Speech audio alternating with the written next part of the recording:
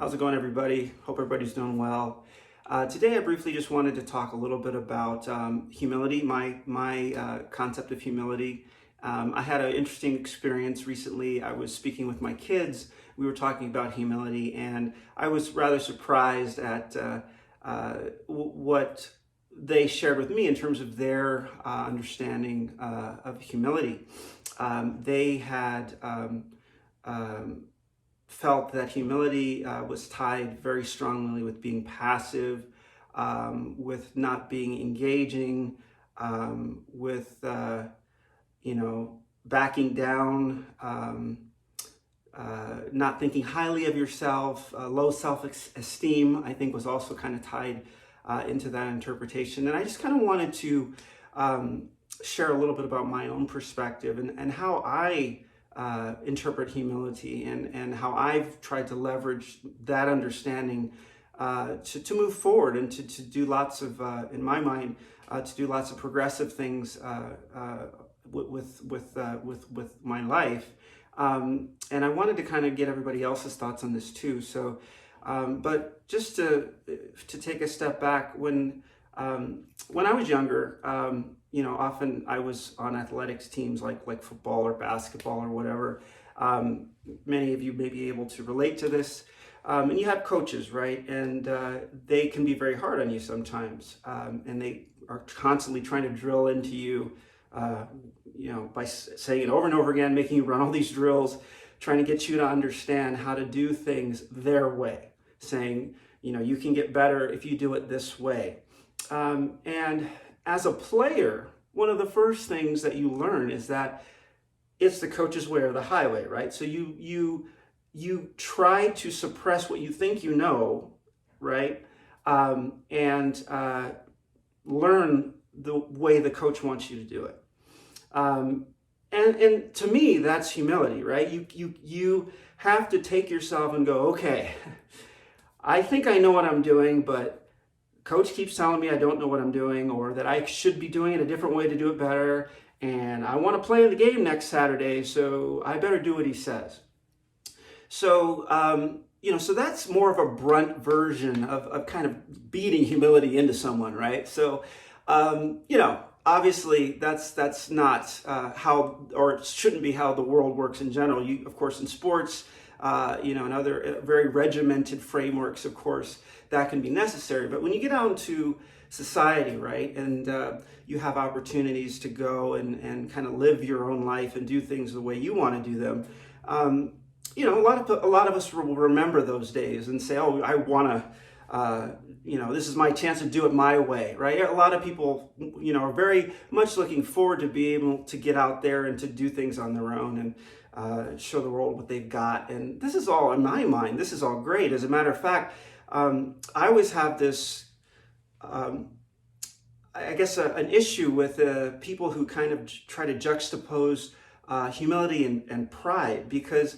I don't think, in my mind, those two concepts always have to be on opposite ends. I think they can be very reinforcing.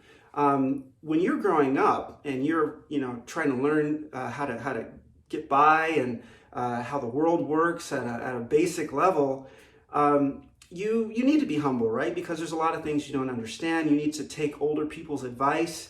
You need to look at their experiences. And you also have to have the confidence to believe that what you've learned is going to work, right? So to me, that's where the pride comes in. It's like, okay, now I'm going to take what I've learned and I'm going to do it the way that I think is best, to the best of my ability. And I've got pride in my work. I've got pride in, what I'm trying to accomplish here.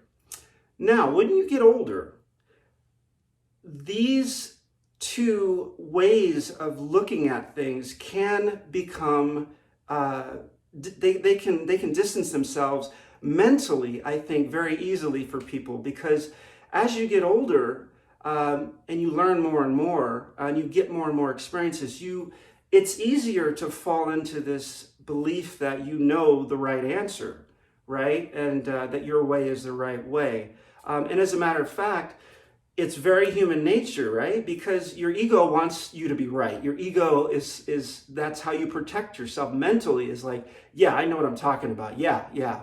right? I mean, that's part of being a person, right?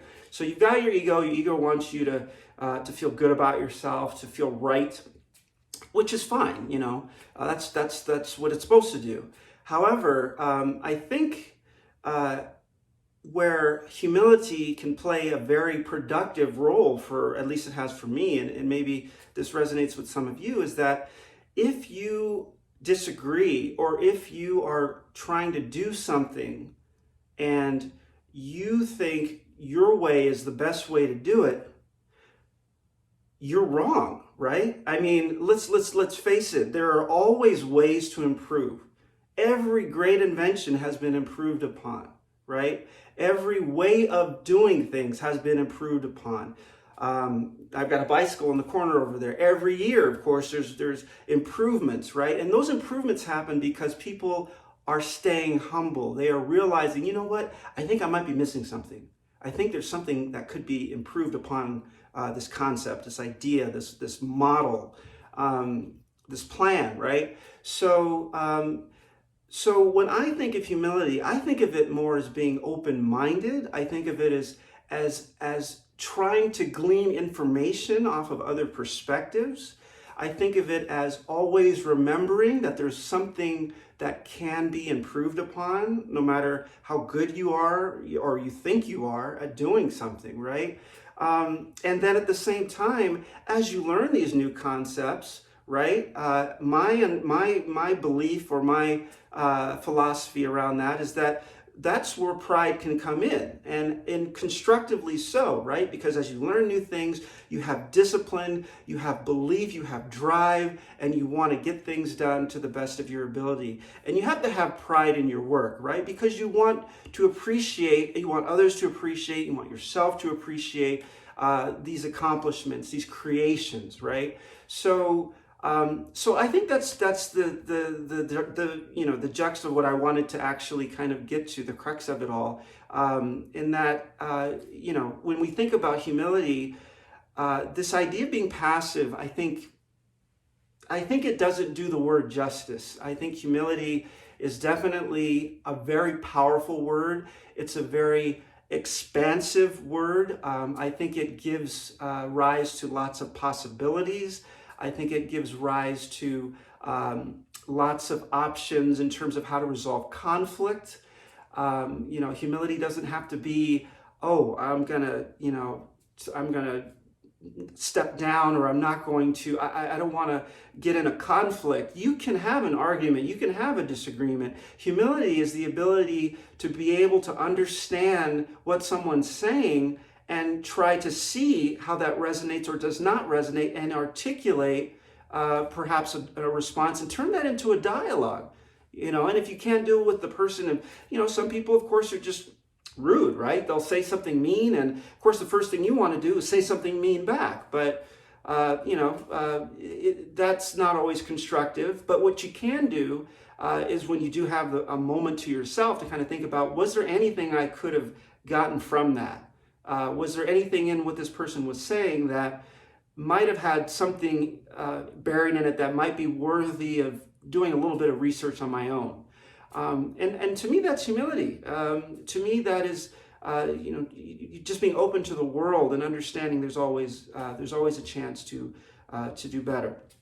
So just in closing, my thought around humility, it's not a juxtaposition to pride. I think you have rampant pride, you can snuff out humility, and I think that's the cause of lots of conflict in the world, where people refuse to have a dialogue, right? Where they refuse to actually explore other possibilities, and they just go, I am right, and therefore I've got a bigger stick, so here's what you get. I'm a bigger guy, so here's what you get. And that's really unfortunate. However, if you are humble, if you always incorporate humility into your daily life, that gives you the opportunity to always question if you're missing something, to always look at potential ways to improve, or to learn, or to grow. So that's enough out of me, and I hope all of you are staying strong and staying humble. Take care.